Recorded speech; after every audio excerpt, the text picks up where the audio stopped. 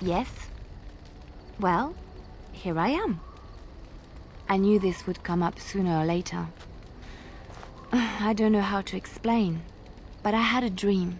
In it, there was an impenetrable darkness. It was so dense, so real. And there was a noise, a terrible, ungodly noise. I stood on a peak and watched as the darkness consumed everything. And when the storm swallowed the last of the sun's light, I fell, and the darkness drew me in. When I woke, I went to the Chantry's gardens, as I always do. But that day, the rosebush in the corner had flowered. Everyone knew that bush was dead. It was grey and twisted and gnarled, the ugliest thing you ever saw. But there it was, a single beautiful rose. It was as though the Maker stretched out his hand to say, even in the midst of this darkness, there is hope and beauty. Have faith. It's not your life but mine that he guides. There are so many good things in the Maker's world. How can I sit by while the Black devours everything? He's still here. I hear him in the wind and the waves. I feel him in the sunlight that warms my skin. I know what the Chantry says about the Maker, and what should I believe? What I feel in my heart, or what others tell me? Thank you. It's nice to find someone who agrees. I know what I know, and no one will ever make that untrue. Yes? Well, here I am. Quiet. It was a life suited for contemplation. In the cloister, away from the fuss and the flurry of the cities, I found peace. And in that stillness, I could hear the Maker. But it was not perfect. Some of my Chantry fellows were condescending. That is the nature of religious folk, I suppose. When I talked about my beliefs, that the Maker reveals himself in the beauty of his world, they treated me with disdain. They want to believe that he's gone, so that when he turns his gaze on them, it means they are special, chosen. He cannot possibly have love for all, the sick and the weary, the beggars and the fools.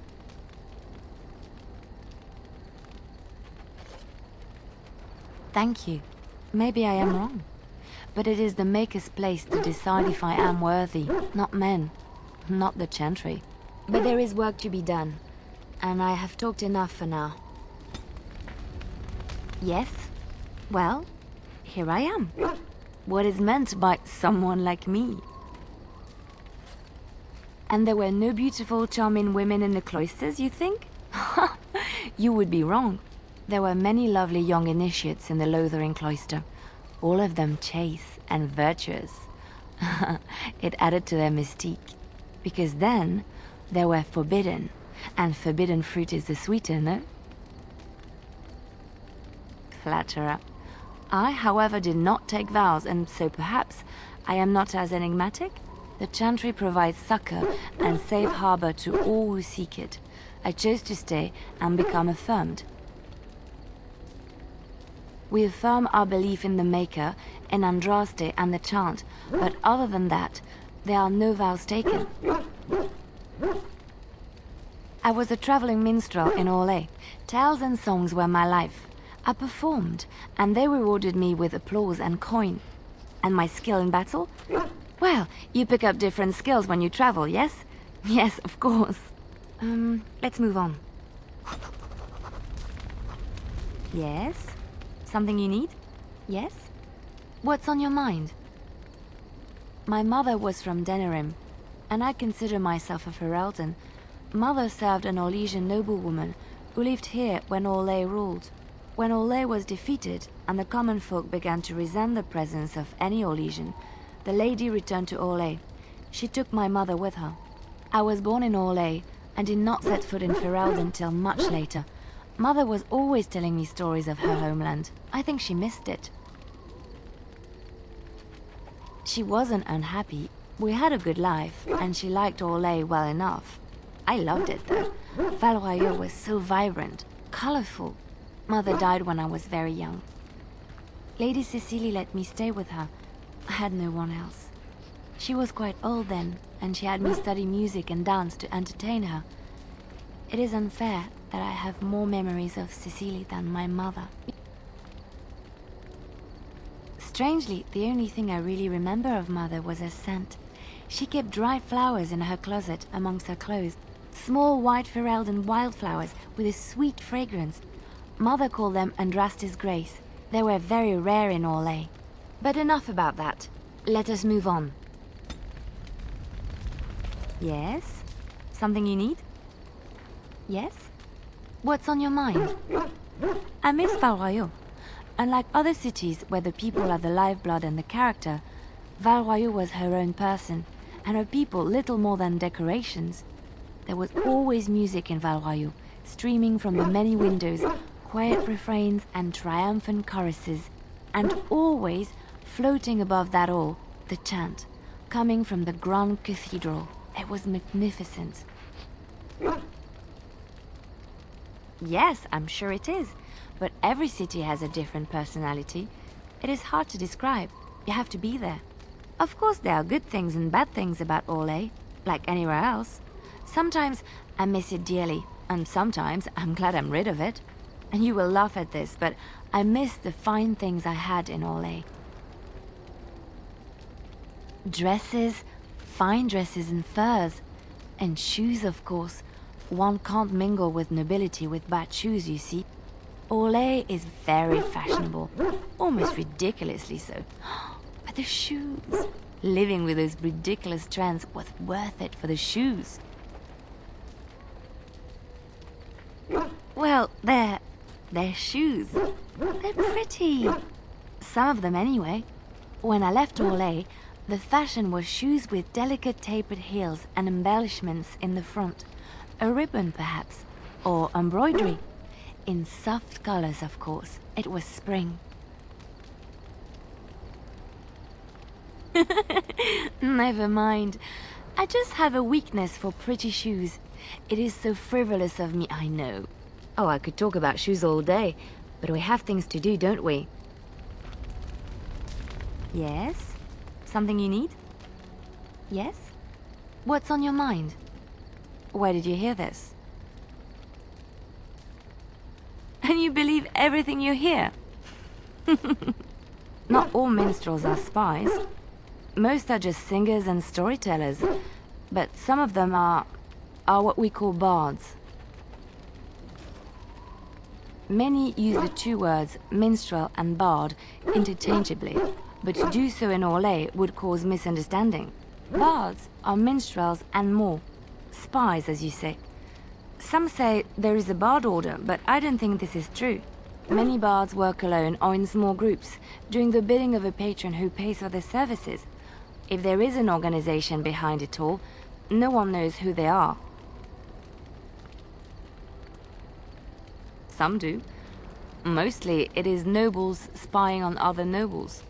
In Orlais, there is much rivalry amongst the highborn. They fight over land, influence, and the favor of the empress. But they cannot do this openly because it is impolite, and in public, they wear smiling faces and pretend to be civil. In secret, they plot and scheme to destroy each other. It is a game completely meaningless to anyone but its players. I have revealed too much, it seems, but it doesn't matter what I used to be. It is the past.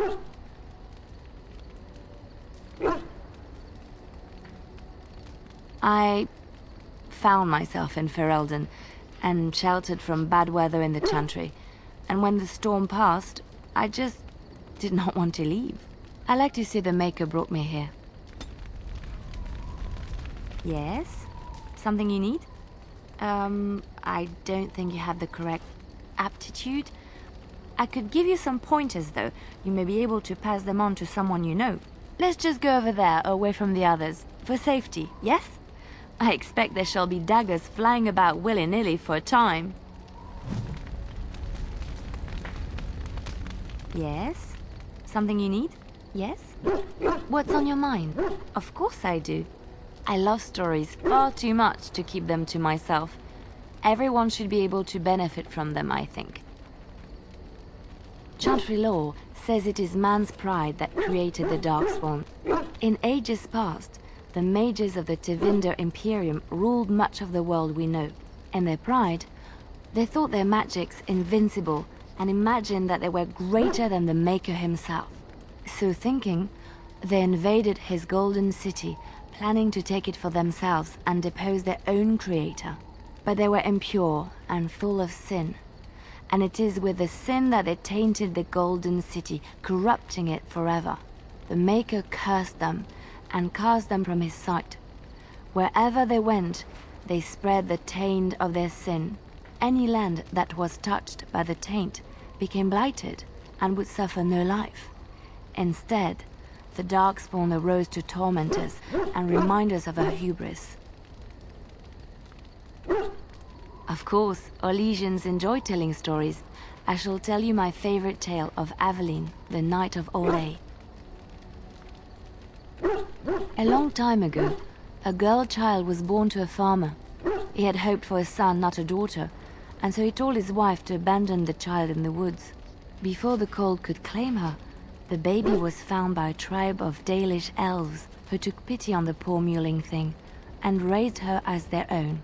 Aveline, for that is what they called her, grew strong and quick and clever under the guidance of the elves. She learned to wield the sword as well as any man, could kill a deer with an arrow at 100 paces, and was as graceful on the back of a horse as she was on foot. Aveline's Dalish guardians saw that she could easily best any Orlesian chevalier in battle, and wanted to show the cruel humans the child they had left to die. They bestowed upon her a fine horse and armor, and sent her to prove herself to her people in the grand tourney. Now in those days, no woman was allowed to take up arms, let alone compete in the grand tourney, but Aveline kept her helmet on and was not discovered. Aveline won many events and gained the approval of the adoring crowd. Eventually, she came face to face with the knight Kaleva in the grand melee. Aveline had already bested him in the joust, and Kaleva was determined not to lose a second time. Out of desperation to regain his honor, Kaleva tripped Aveline and tossed her to the ground, ripping off her helmet as he did so. Silence fell upon the arena as Aveline was revealed. Kaleva declared the previous competitions invalid. A woman had taken part, and this was not allowed. But the crowd cheered for Aveline. Kaleva was furious, for he had lost to a woman and was now being shamed. Blinded by his rage, he forced Aveline to her knees. "Know your place, woman," cried he, and slit her throat. The son of the king, Prince Freyan, was present. He recognized Aveline's skill and bravery and began to see the injustice done to the women in his land. When he was made king, he rewrote the laws of Olay so that women could also become chevalier. He honored Aveline and knighted her after her death. And to this day, any female who is knighted reveres Aveline the Brave, for she is the patron of all women chevalier. I know one, told to me by my mother a long time ago. It always chilled me to the bone. Maybe you have heard of Flemeth? Are you sure? Was she the Flemeth of legend? Flemeth, the devourer of men? Flemeth, mother of witches? Flemeth, demon-touched, who dwells in the mists? Ferelden mothers scare their daughters with talk of Flemeth. They say that if you're bad, Flemeth will spirit you away and bind you to her forever. They also say that Flemeth mourns her lost beauty and will steal yours through your looking glass if she catches you. Flemeth's beauty was known throughout the land.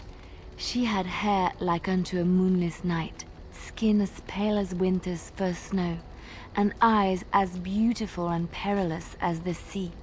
When she came of age, she came to the attention of the Lord of Highever, Conobar, and he took her for his wife. Conobar soon learned that his young bride had the gift of magic. He kept this a secret, for he feared that she would be taken from him. Flemeth stayed with Conobar for some years, and with his blessing, she practiced her art. And then one day, a young poet named Osen came to the castle. Flemeth was captivated by Osen's voice, and he by her beauty, and they fell in love.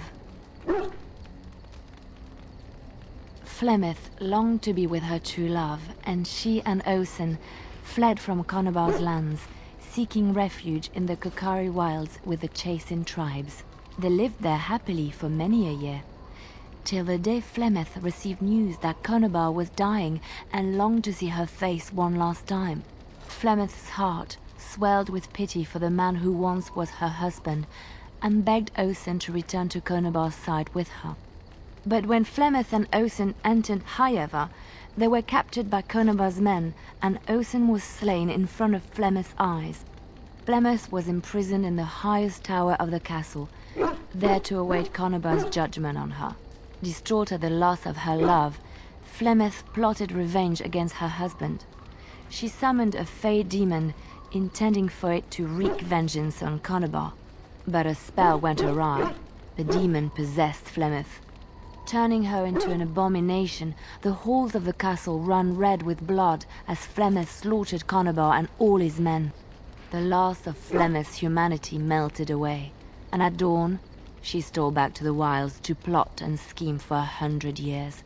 They say she took to her side many Chasing men, and with their help begat her daughter witches, who even now prowl the dark places of the Kokari wilds. Which one? I have heard a little about how the elves gained their freedom from the Tevinter Imperium. When Andraste began her exalted march against the Imperium, the elves joined her cause to fight their masters. The great elven leader, Shatan, born in captivity, rose up to lead his people.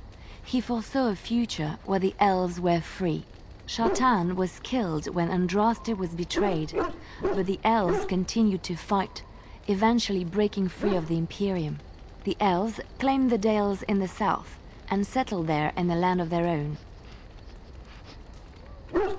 The elves lived in the Dales for centuries. They resurrected the worship of the elven gods and would allow the building of no chantry.